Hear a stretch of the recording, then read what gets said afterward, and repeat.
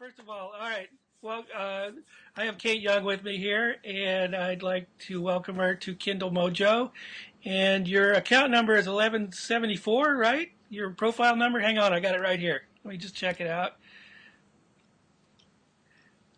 Uh,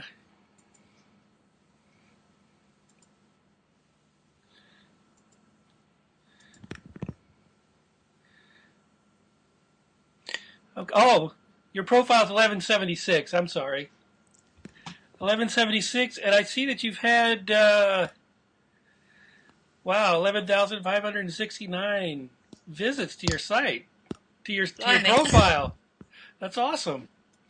Okay, let's talk a little bit about your book. Tell me about your book. Okay, the book came about as the result of a charity challenge. I had always wanted to do the Trans-Siberian Railway, and I met with several ladies who also wanted to do it, but one by one they all dropped out. And in the end, two ladies, myself and another lady, we decided we were going to do it. We paid for the trip ourselves, and then we thought we'd write a book while we were on the trip. Now, she's a poet and I'm a journalist by trade, so a book together was going to be a bit of a challenge. So what we did instead is we each wrote separate books on the 18-day trip, and we've sold both of them for charity, and to date they've raised almost £6,000 for the Earl Mountbatten Hospice here on the Isle of Wight in England. Wow, if you do the math, that's about 12,000 American dollars then, right? Yes, I believe so. Travel Yeah, memoir. quite a bit. First of all, what's the Yeah. title? What's the title? It's called A Trans-Siberian Odyssey.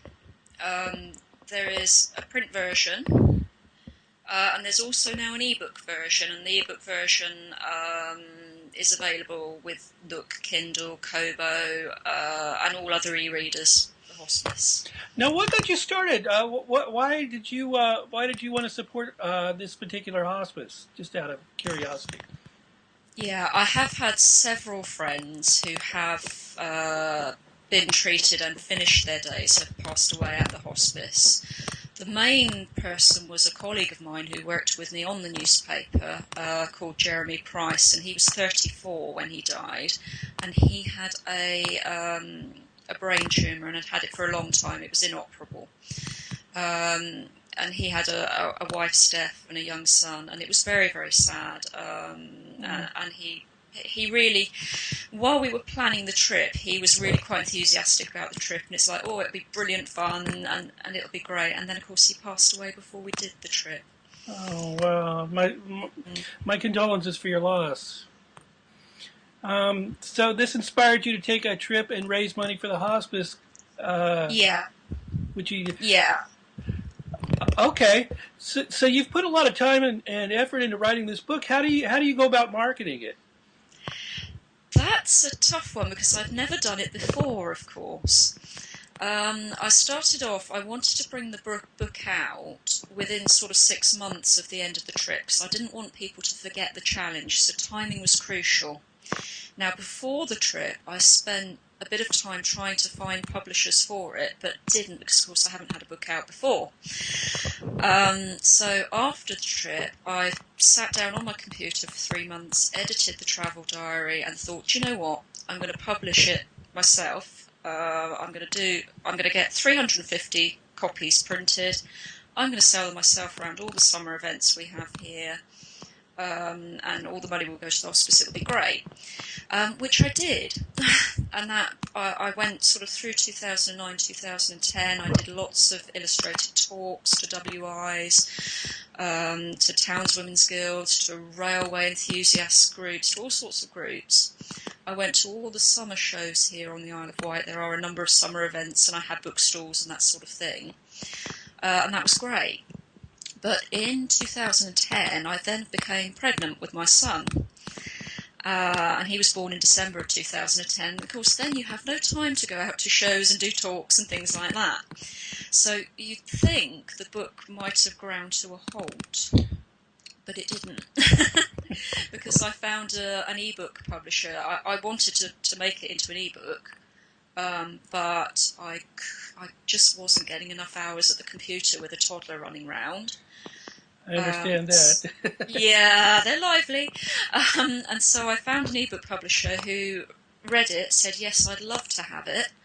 And he managed to format it and do all that jazz for me. And now there's an ebook version with about 35 or so of the original photos. Wow. Okay, and that's available on Amazon? That's available on Amazon, and it's also available through the publisher's website, and that's Kolka Limited. So if you look for kolka.com, that will find it.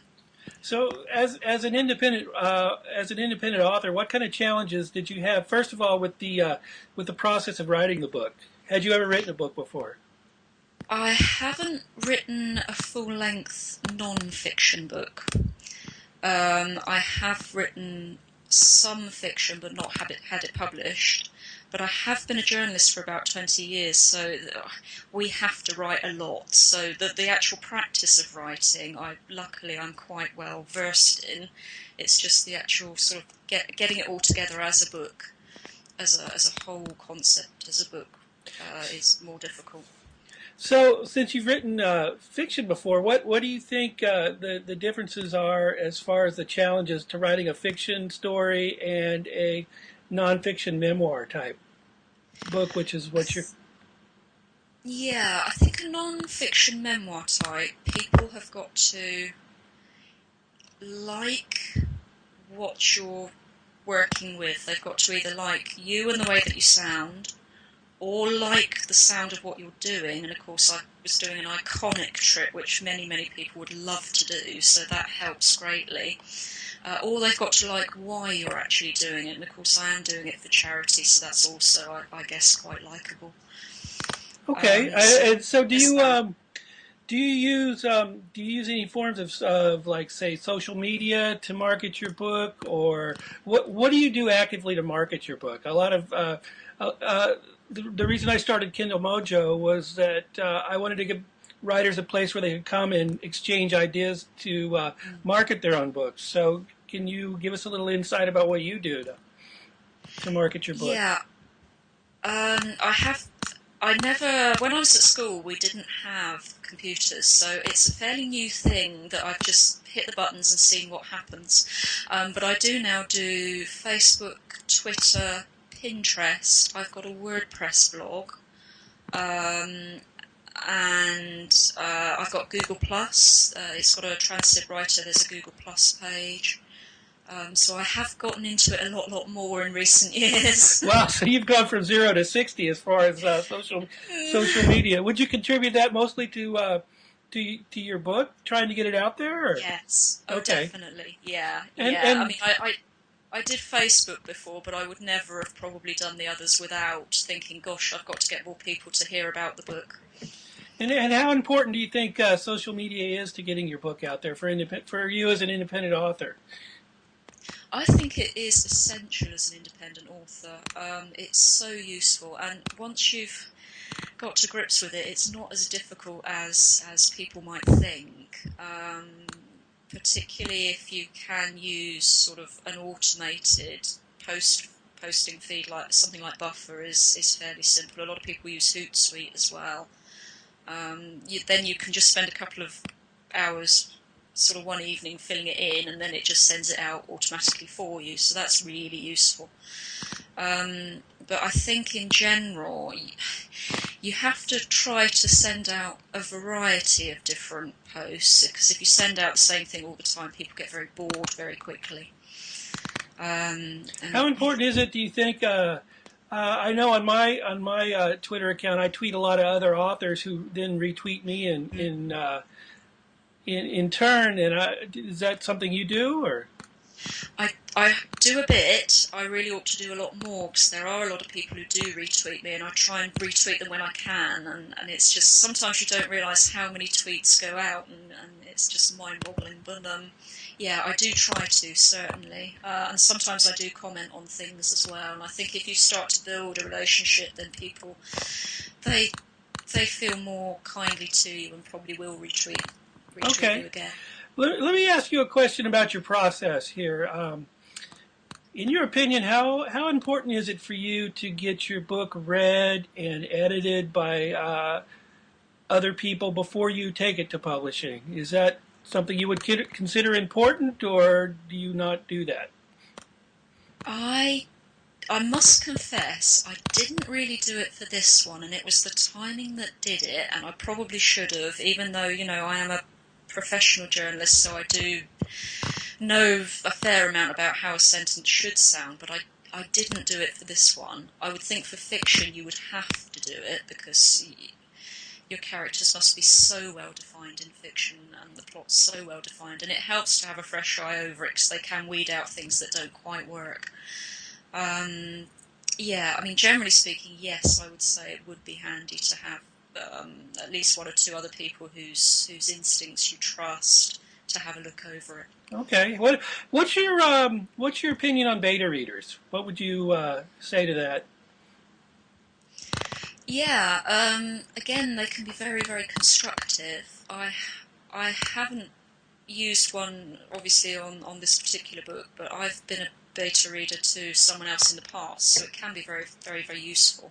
I mean, that's kind of a new concept as far as with independent authors trying to go out and find beta readers. How who would you trust to read your book and give you an opinion on it? Yeah, that's a good one. I mean, generally speaking, someone who either has been published or has worked within publishing is going to know a little bit more about sort of the how things read and whether whether it is something that might sell. Particularly, I think with fiction, because very often some plots are quite well used, quite well worn. I've got a friend who actually writes ghost books, so again, it's non-fiction. It's real life stories of ghosts. But she, for many, many years, also worked as a journalist. So if I'm not sure whether something sounds really right, I can go down and ask her, and she likewise occasionally would ask me.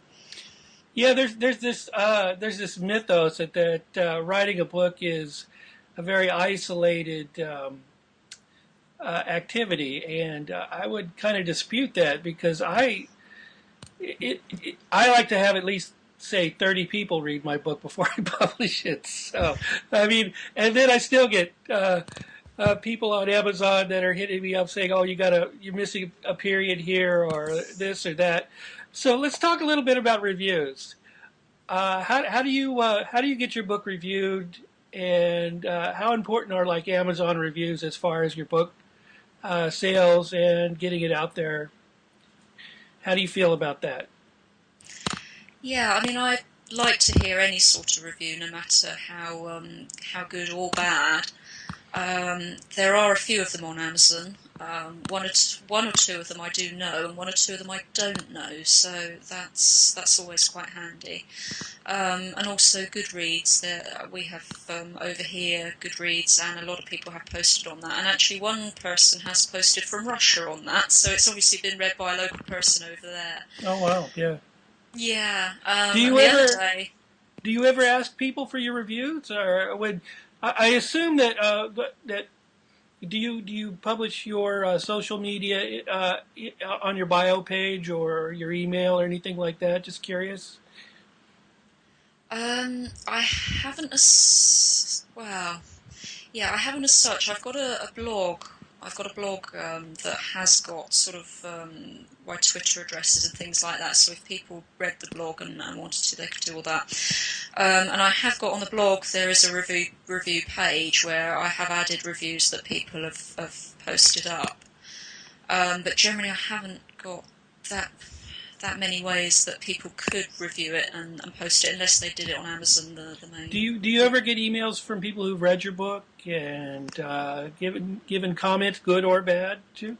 I have had one or two, yeah, and I did have one that a chap who actually went off and did the Trans-Siberian, and he took my book with him, and Oh he wow! said he had a lovely time. He thought it was fantastic, and recently, actually, the chap who helped publish the ebook, he came back. He emailed me the other day to say that actually a copy had been bought by the International School of Beijing, so they're obviously Wow. out So there and reading it. so they're going to be teaching your book in Beijing then? Well, I'm not sure about teaching it, but I presume they will be reading it and passing comment and so forth, yes. Wow, that's impressive. Nice. Yeah. Okay, so let's talk a little bit about your process here. Just your raw writing process. First of all, you said you did write fiction, and that your book is nonfiction, or it's a memoir. So, tell me first of all, tell me a little bit about your fictional process. How do you sit down and decide what to write, and give me a little bit about the process of you writing. Do you write stories or novels? I've done largely short stories before now. But I have currently got a novel in sort of in progress, but where I've got a toddler who never goes to bed either, it Very has ran short to a halt. chapters. Very short chapters. That's what I read. So tell me a little bit about your process.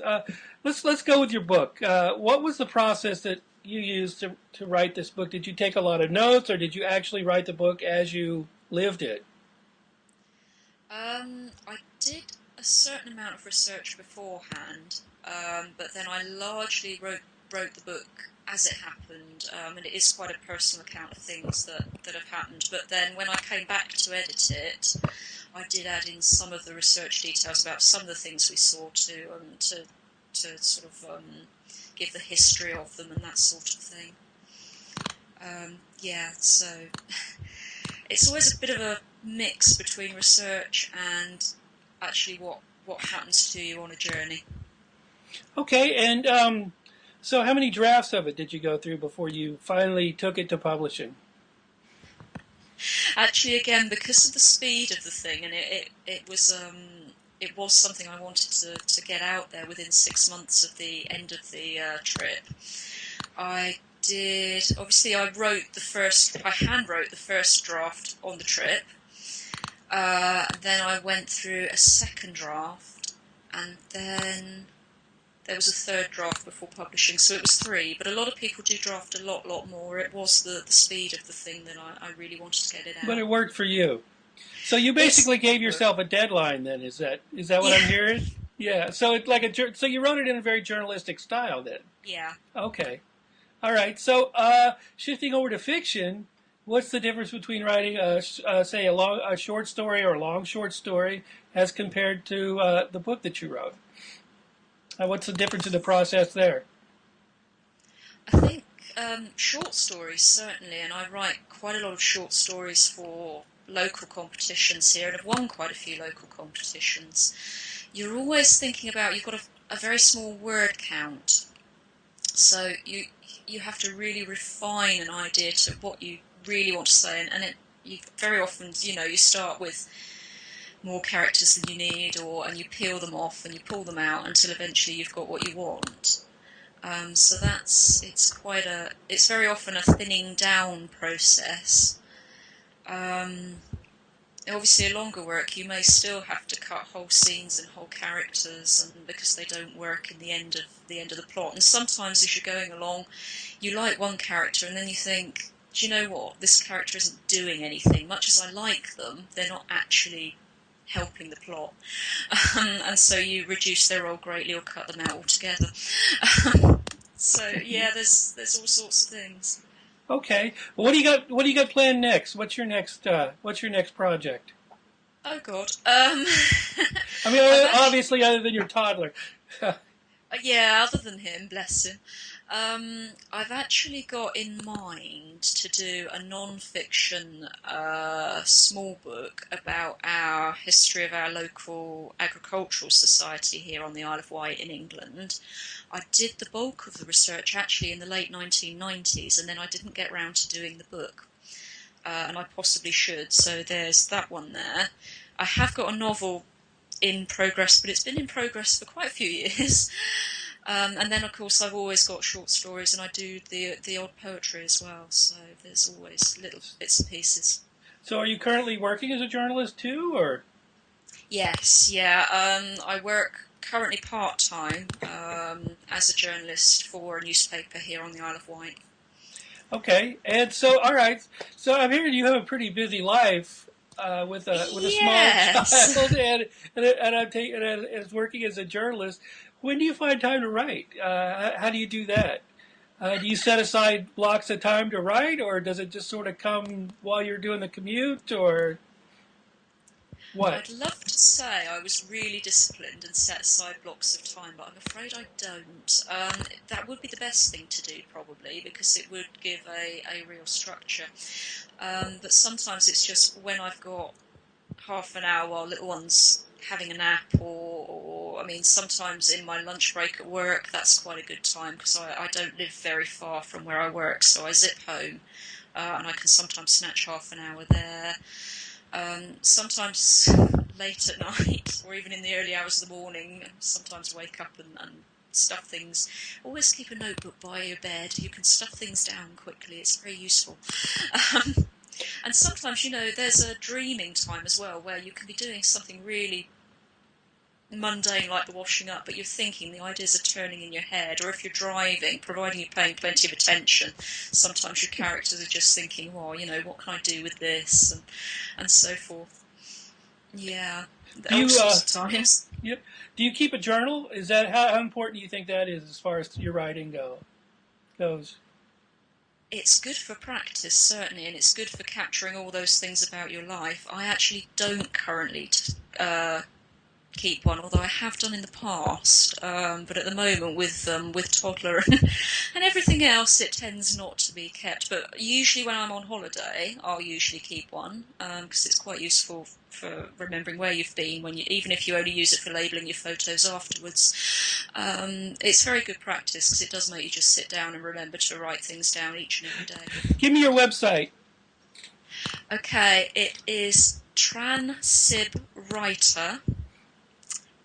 wordpress.com is the blog, or the ebook publisher's website, www.kolka.com/TSO will take you to the book. And the name of your book. Let's say this. The name of your book is on Amazon. Let's give the name of your book that's on Amazon. The print book's on Amazon. That's A Trans-Siberian Odyssey. The ebook is just Trans-Siberian Odyssey. So, yeah. Okay. All right. Well, thanks for joining us here at Kindle Mojo. And anything else you'd like to add before we sign off here? I think that's fine. That's brilliant. Thanks ever so much. It's been great fun. Okay. All right. I'm going to go ahead.